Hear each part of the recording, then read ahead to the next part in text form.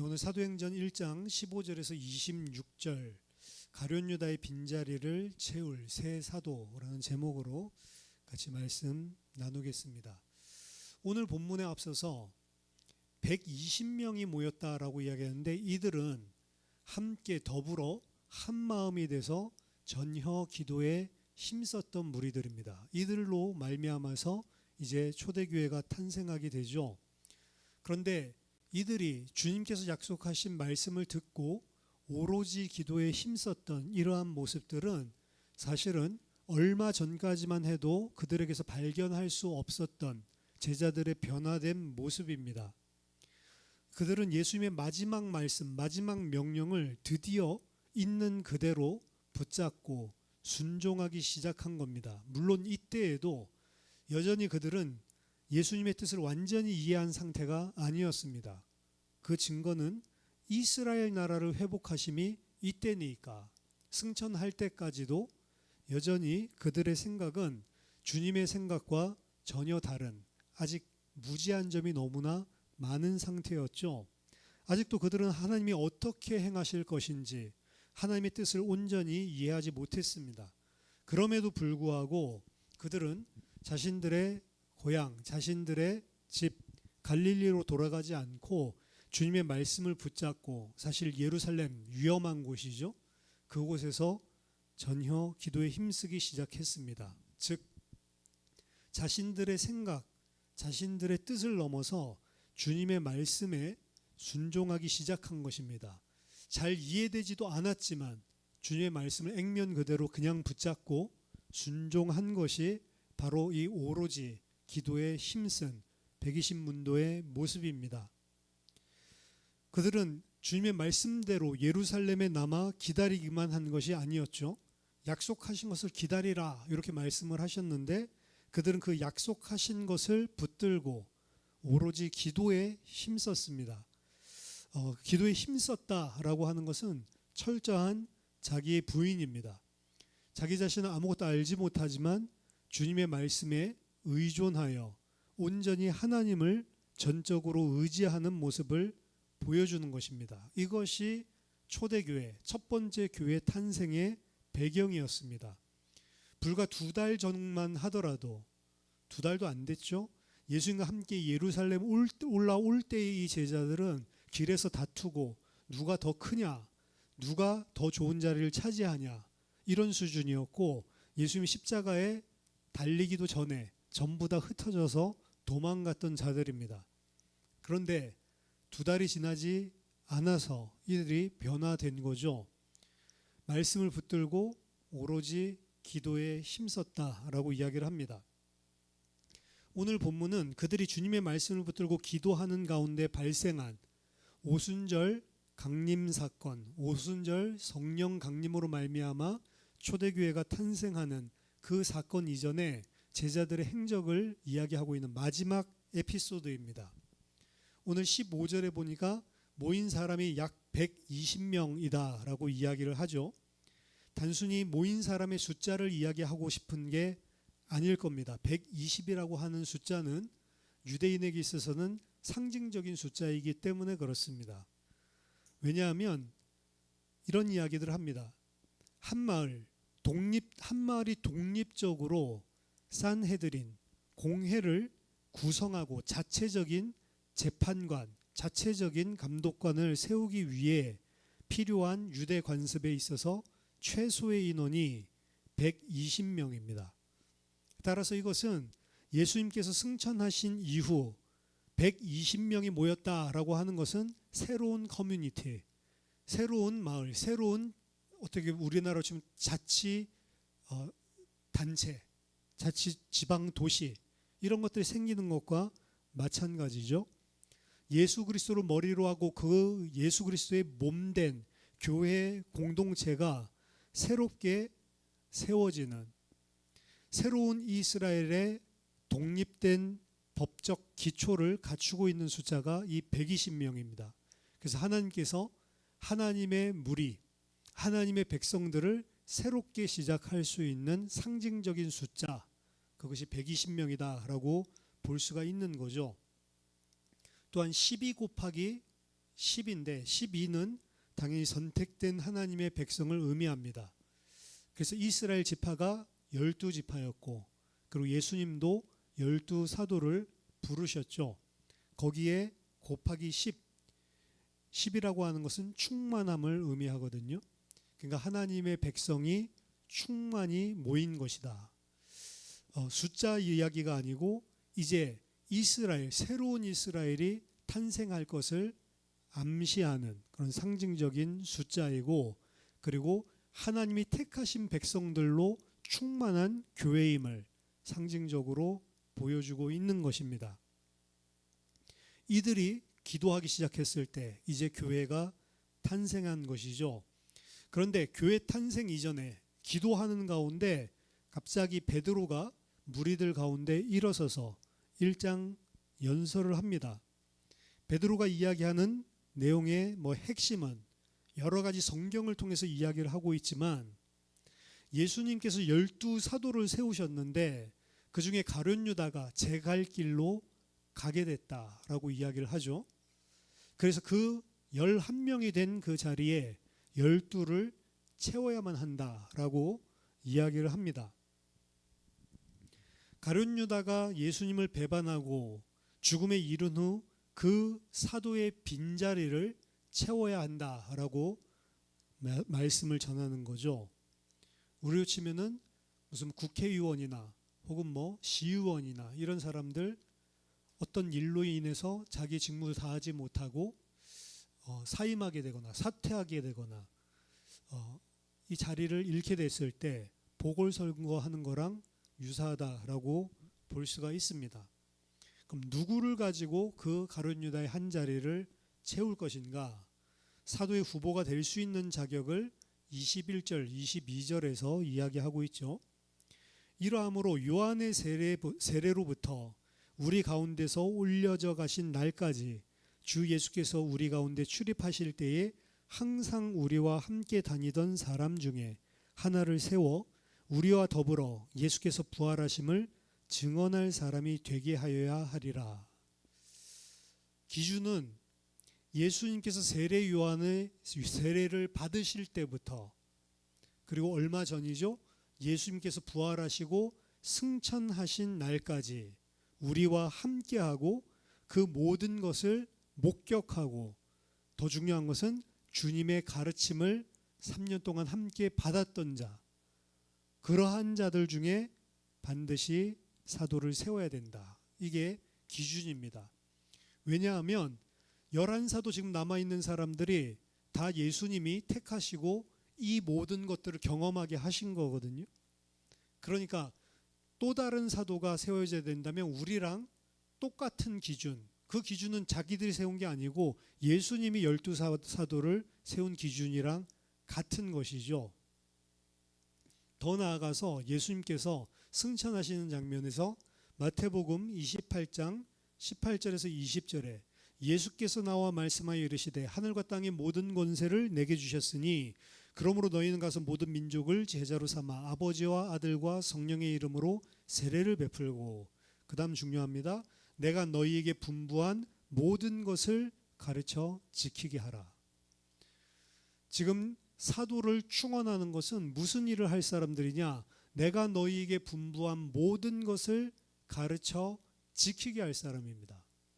근데 그 분부한 모든 것을 함께 동행하면서 훈련받고 함께 주님께서 행하시던 일을 목격했던 사람, 그 사람이 가장 정확하게 그 일을 할 수 있는 거죠. 가르치려고 하는데 주님께서 분부하신 모든 것을 잘 몰라. 그럼 가르칠 수가 없는 것이죠. 그래서 주님께서 명령하신 그 말씀의 기초에서 사실은 이러한 기준을 세운 겁니다. 자기들을 사도로 세우실 때 예수님께서 어떤 기준을 가지고 하셨는지, 세우고 나서 그들은 함께 다니며 무슨 경험을 했는지, 그래서 두 사람이 추천되는 거죠. 한 사람의 설명은 좀 자세하게 나와 있고 한 사람은 아무 설명도 안 나와 있는데, 하나는 바사바라고도 하고 별명은 유스도라고 하는 요셉이라고 하는 사람이고, 하나는 아무 설명도 없어요. 마띠아다, 이렇게 나옵니다. 이 두 사람은 예수님이 세례 받으실 때부터 승천하신 날까지 사도와 함께 훈련받았던 제자입니다. 그래서 많은 사람들이 이 사람들은 예수님께서 12사도들 말고 70인 제자들 파송하시죠. 그 70인들 중에 속해 있었던 사람들이다라고 많이 이야기를 합니다. 그리고 이 두 제자, 두 사람 중에 한 명을 택해야 되겠는데 누구를 택하냐? 기도를 하고 제비 뽑아서 마띠아를 선택을 합니다. 여기에서 이제 좀 문제점을 제기하는 사람들이 있습니다. 저도 사실은 이 두 번째 이유 때문에 좀 문제점을 많이 제기를 했었던 사람 중에 하나인데, 첫 번째는 제비 뽑기가 문제 아닌가? 이렇게 생각하는 사람들입니다.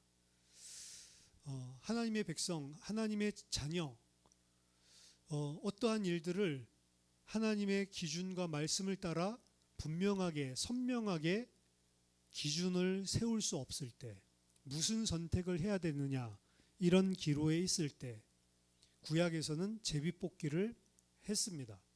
오늘 본문에서만 한 게 아닙니다. 지금 이 순간은 사실 구약에서 신약으로 넘어가는 아직 그 순간이거든요.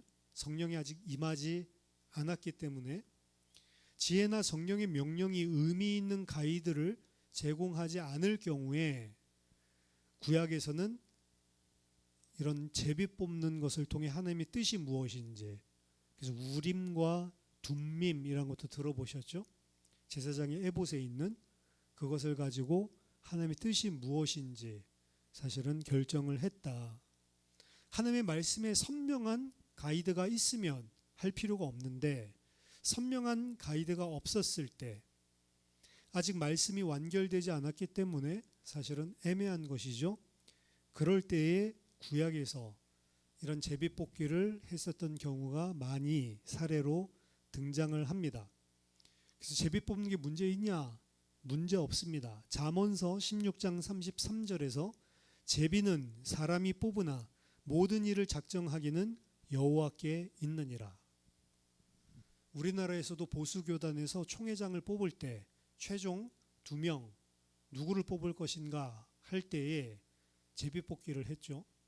근데 제비뽑기를 한 이유가 제비뽑기 안 하면 서로 금권 선거를 너무 많이 하고 돈으로 너무 교단이 지저분해지니까, 그러니까 제비뽑기를 해서 결정을 하는 경우까지 생겼습니다. 근데 사도를 뽑을 때 제비뽑기 했다고 해서 그것이 기준은 아닙니다. 그럼 이제 중요한 사람 뽑을 때 다 제비뽑기 해야 되냐? 그렇지 않습니다. 이게 기준은 아니고 이들이 했었던 것은 하나님이 원하시는 자를 뽑을 만한 기준은 가지고 있는데 그 기준에 적합한 사람 두 사람 중에 누구를 택해야 되는지 자신의 마음대로 뽑는 것이 아니고 하나님의 뜻대로 뽑히기를 간구하는 마음에서, 그래서 제비뽑기 전에 기도했다라고 이야기가 등장하는 것입니다. 그들이 23절 두 사람을 세우니 하나는 바사바라고도 하고 별명은 유스도라고 하는 요셉이요, 하나는 마띠아라.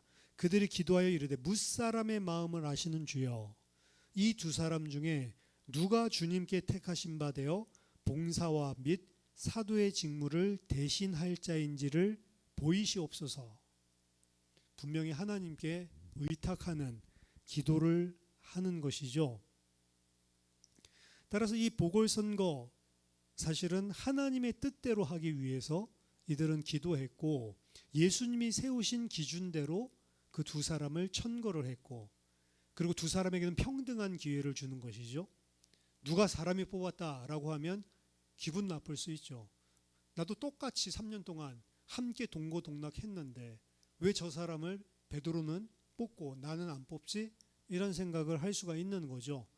그래서 오히려 가장 평등하고 그리고 누구의 사심도 섞여 있지 않는 그런 제비뽑기를 하나님 앞에 간절히 기도하고 그리고 뽑았다. 또 두 번째 문제점에서는 이 보궐선거한 것 자체가 지금 문제 아닌가. 왜냐하면 이들은 아직 성령을 받지도 않았어요. 그 말은 이들이 성령의 지시하심을 따라서 그 일을 한 게 아니라는 겁니다. 아직 성령이 임하지도 않았는데 이들이 너무 조급하게 인위적으로 이러한 일을 행한 것이 아닌가라고 생각을 하는 겁니다. 그리고 그 이후에는 사도행전 9장에 이방인의 사도로 세우신 사도 바울이 등장하죠.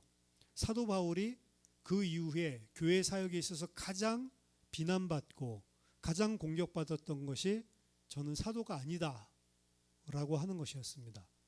그렇기 때문에 성령께서 오신 후에 주님이 직접 세울 사도의 자리를 바울을 위해서 예비를 해놨는데 바울의 자리를 자기네들도 사실은 확신하지 못하는 상태에서 마띠아를 세운 게 문제가 아니냐. 마띠아는 이 본문에서만 나오고 그 다음에 아예 나타나지도 않거든요. 근데 그렇게 따지면 사도행전은 베드로와 요한, 야고보 외에는 이 본문 외에는 나오지 않습니다. 다른 사도도 8사도도 마찬가지예요. 그러니까 마띠아가 등장하지 않았다라고 해서 그가 부적절한 사도였거나 이렇게 그냥 매도할 수는 없는 것이다. 그러면 이것이 적절한 사도 세움이었냐? 아니면 사도 바울의 자리를 인위적으로 다른 사람을 세운 바람에 하나님의 인도를 받지 못한 것이냐라는 부분들을 생각할 때 성경을 볼 때는 항상 그 글이 쓰여져 있는 문맥을 봐야 된다라고 항상 강조를 했죠. 누가가 기록한 이 사도행전 1장에 지금 이 사도를 세우는 이 문맥 속에 전이나 후에 혹은 이 사건 안에 부정적인 뉘앙스가 조금이라도 있습니까? 베드로가 잘못했다라든지 혹은 왜 사도를 세웠을까? 이런 부분들에 대한 부정적인 뉘앙스, 부정적인 말이 아니더라도 부정적인 누가의 견해가 조금이라도 기록되어 있습니까? 전혀 없죠. 누가 입장에서 이 기록을 한 것은 행위가 부적절하기 때문에 지금 지적하기 위해서 써놓은 게 아닙니다. 그 문맥으로 보면 오히려 이스라엘 나라를 회복하심이 이때니까 라고 물어봤을 때에는 예수님이 직접 그거는 너희 알 바 아니다 라고 분명히 그 질문에 대한 것은 부정적인 답이 나와 있죠. 사도행전 5장에 아나니아 삽비라가 죄를 지었을 때에도 전 재산을 헌금하는 것을 보고 다른 사람들이 믿음 좋네 칭송하는 걸 보고 나도 그렇게 하고 싶다. 근데 돈은 아깝고 그러니까 재산을 절반은 숨기고 절반을 전부라고 해도 누가 알 거예요. 근데 베드로가 성령을 속이려고 한다라고 하면서 아나니아 삽비라가 그대로 죽어나가죠. 그러면 누가는 그 아나니아 삽비라를 이야기할 때 베드로의 입술을 통해서 너희가 성령을 감히 속이려고 하냐? 분명히 그 행동 자체가 부정적이고 잘못된 것임을 분명히 밝히고 있죠. 따라서 오늘 본문에서는 그런 부정적인 아예 뉘앙스조차 느껴지지 않기 때문에 누가가 기록한 것이 이 행위가 부적절하다라고 해서 기록하지 않았다라는 점에 우리는 본문을 그런 아까 두 가지 이유로 부정적으로 볼 필요는 없는 것입니다. 오히려 이것이 무엇을 의미하는가라는 부분들을 생각해야 되겠죠. 거기에 대해서는 오늘 본문을 통해 유추해 볼 수 있습니다. 왜 그들은 사도를 충원하는 일들을 시작했는가? 이것은 베드로가 주의 약속의 말씀을 붙들고 기도하는 가운데 하나님의 말씀을 깨달은 것 때문입니다. 하나님의 말씀이 부딪히고 지금 상황을 말씀에 비추어서 해석하고 말씀에 비추어서 지금 상황을 바라본 것이죠.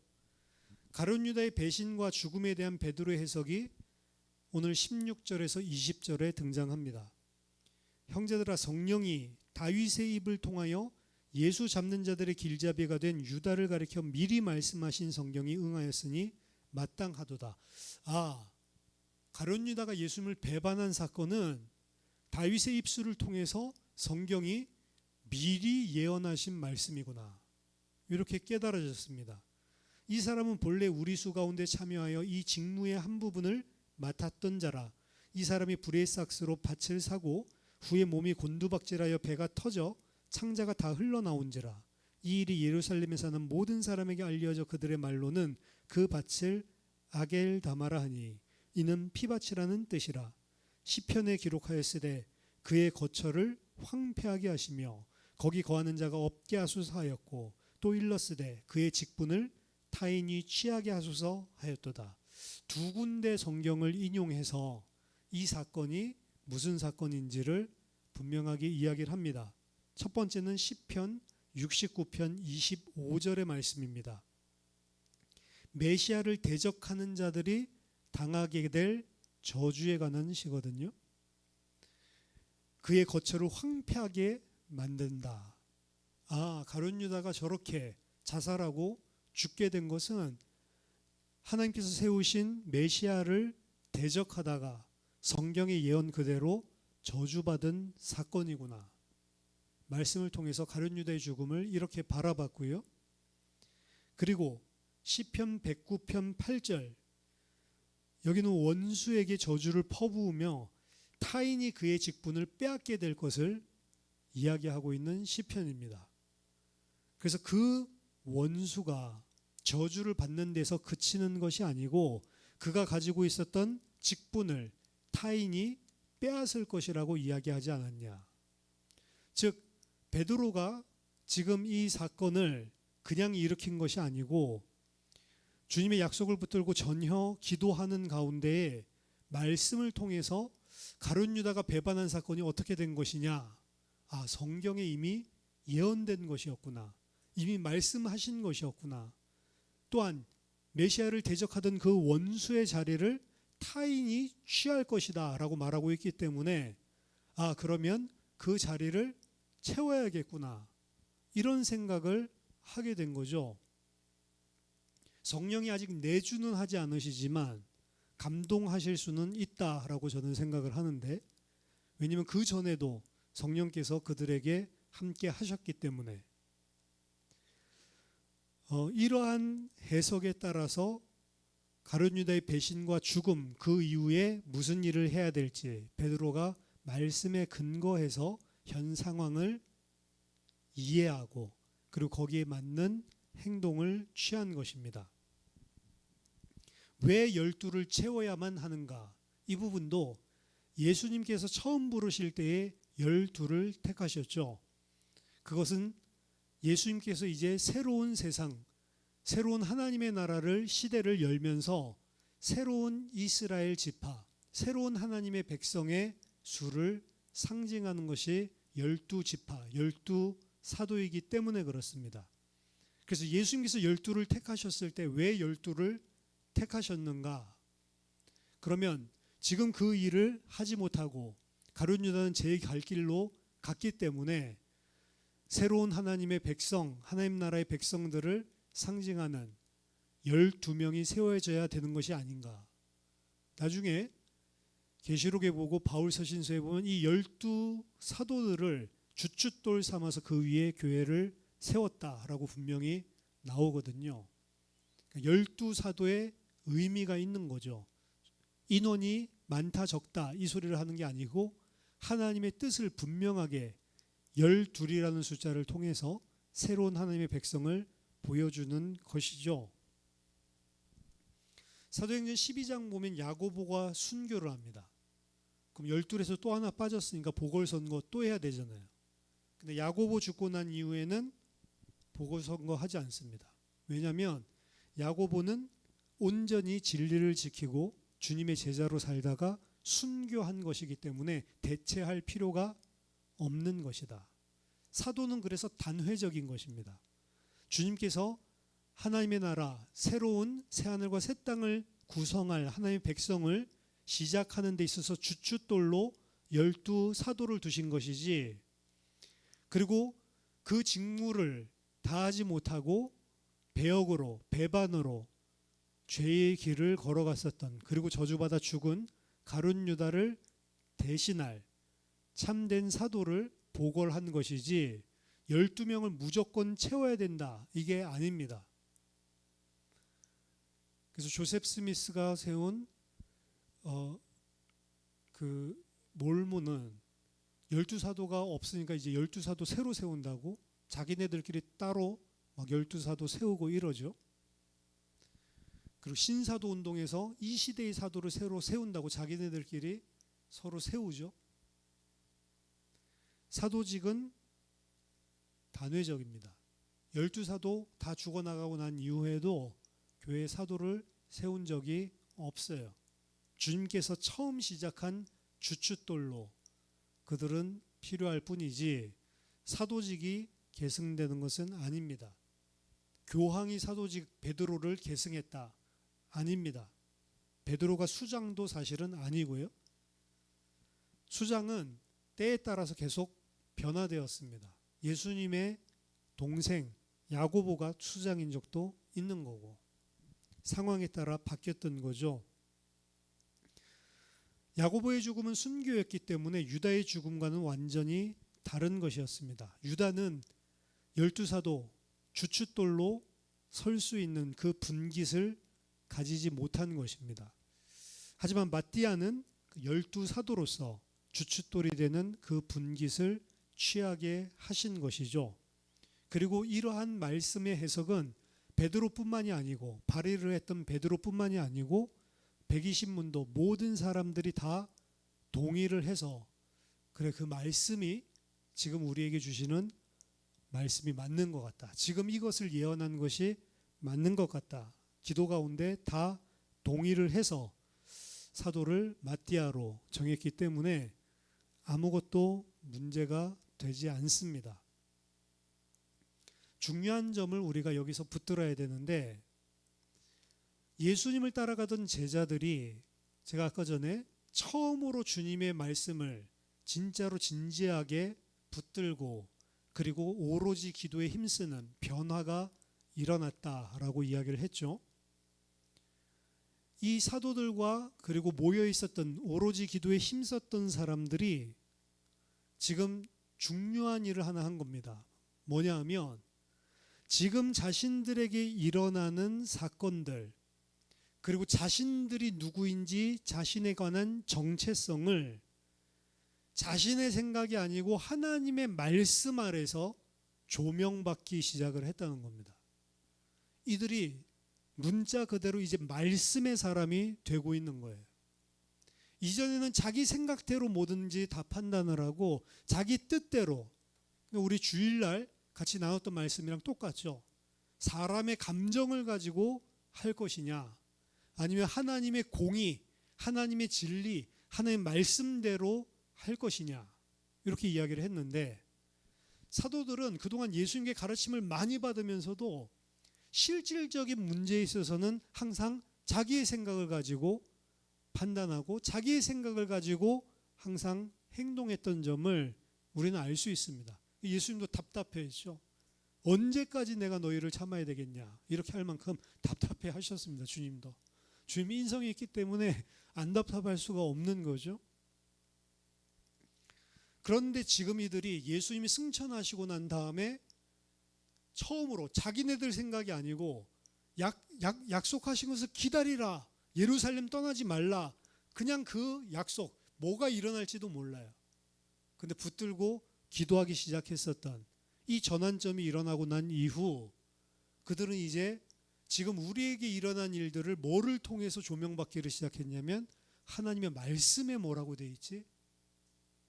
이게 교회에 시작하는 중요한 배경이었고 그리고 그 이후에 성령이 임하신 다음에는 더 철저하게 그들은 성령께서 예수님께서 가르쳐 주신 그 말씀을 기억나고 생각나게 하고 깨닫게 해주시면서 말씀의 사람으로 살아가는 것입니다.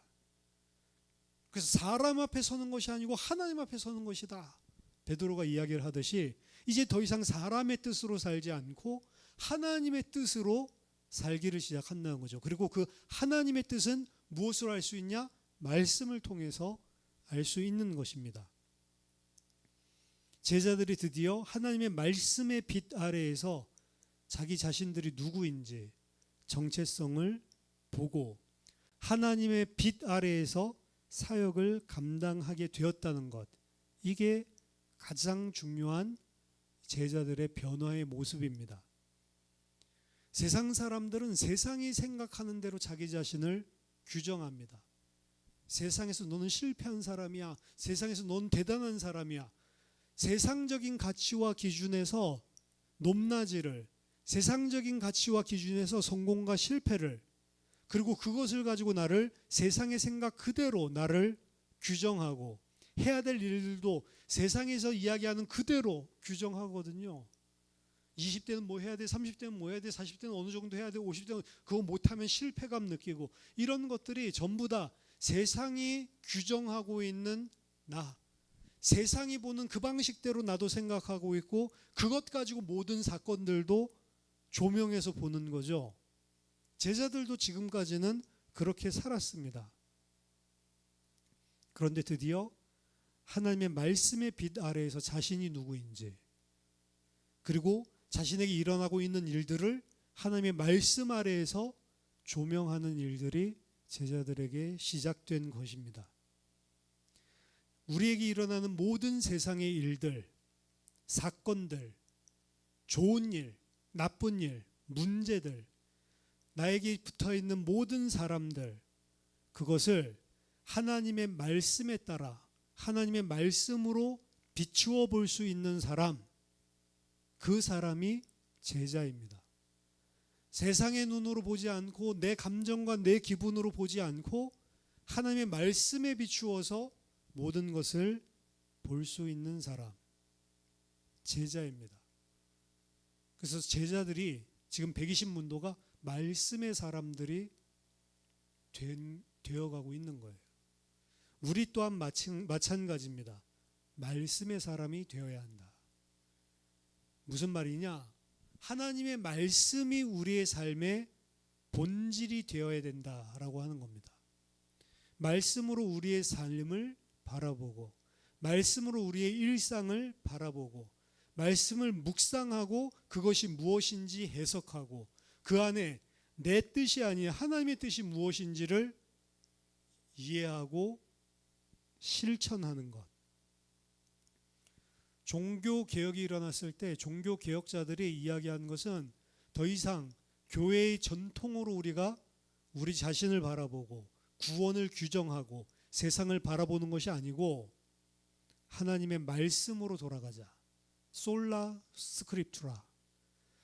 전통이 아니라 솔라, 오직 스크립투라, 말씀. 오직 말씀으로 우리 자신을 규정하고 구원을 규정하고 세상을 규정하자.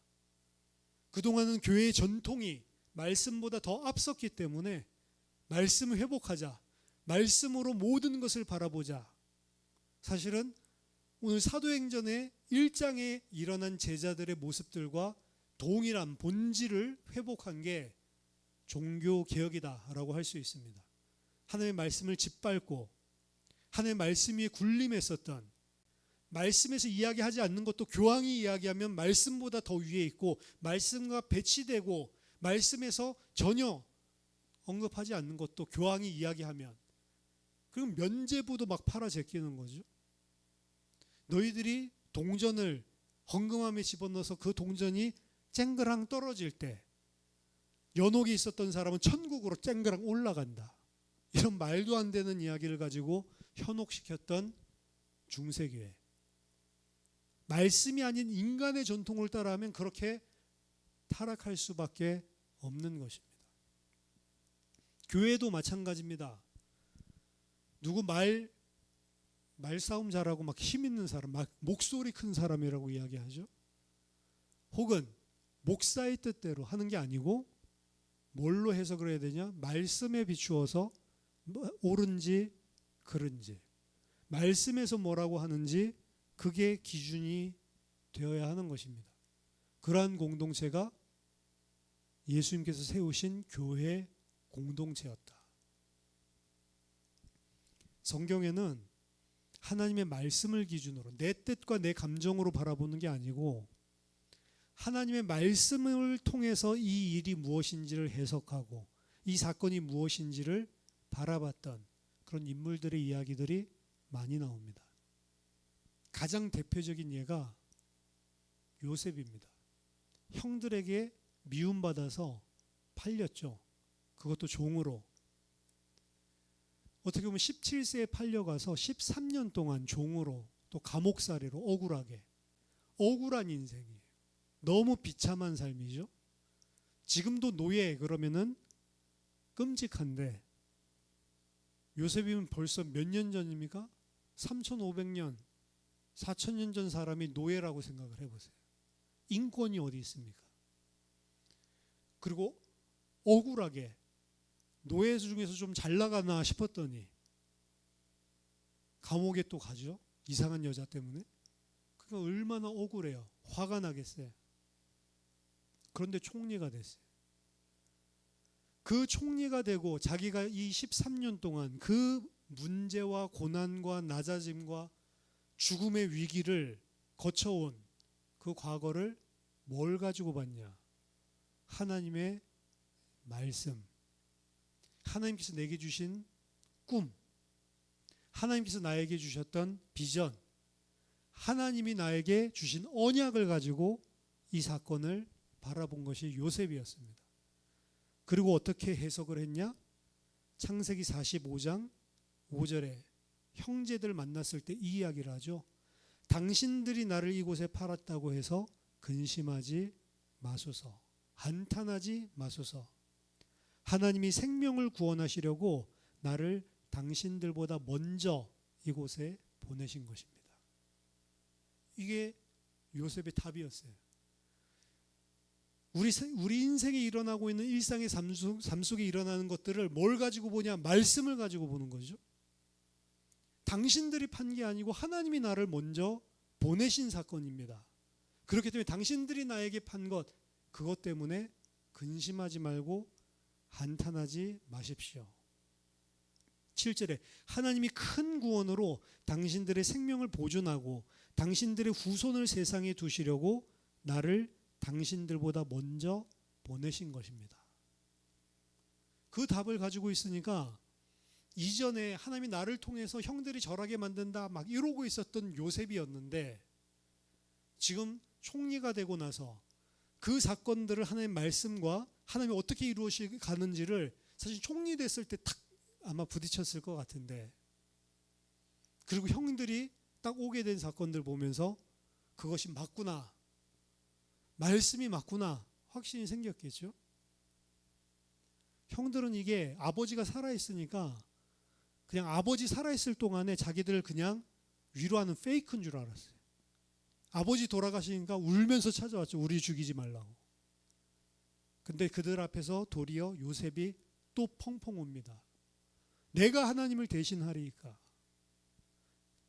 당신들이 나를 판 게 아니고 하나님이 당신들과 우리의 후손과 모든 사람을 구원하시기 위해서 나를 보내셨다니까요. 안 믿어주니까 답답해서. 걱정하지 마십시오. 당신들과 당신들의 자녀들 내가 다 책임지겠습니다. 형들은 말씀을 가지고 사건을 못 바라보는 거예요. 말씀 가지고 지금 일어나고 있는 모든 사건들을 해석하고 있는 사람은 요셉밖에 없는 거예요. 바울 또한 마찬가지입니다. 육신의 질병을 가지고 있죠. 없애달라고 하나님께 3번 기도했다, 3번 기도했다는 게 아니에요. 간절히 진짜 될 때까지 그 심정을 가지고 하나님께 매달려서 기도했다는 겁니다. 그게 3번 기도했다는 의미예요. 근데 그 기도를 하는 가운데 주님께서 주시는 음성을 들었죠. 이게 우리가 생각할 때는 주님이 옆에 서가지고 야 바울아, 내가 그 사단의 가시를 준 거는 너로 하여금 은혜가 너무 크기 때문에 육체의 가시로 자고하지 말라고 준 거야. 환상 중에 나타나서 이렇게 말했을 줄로 여러분들 많이 생각하시는데 그렇지 않습니다.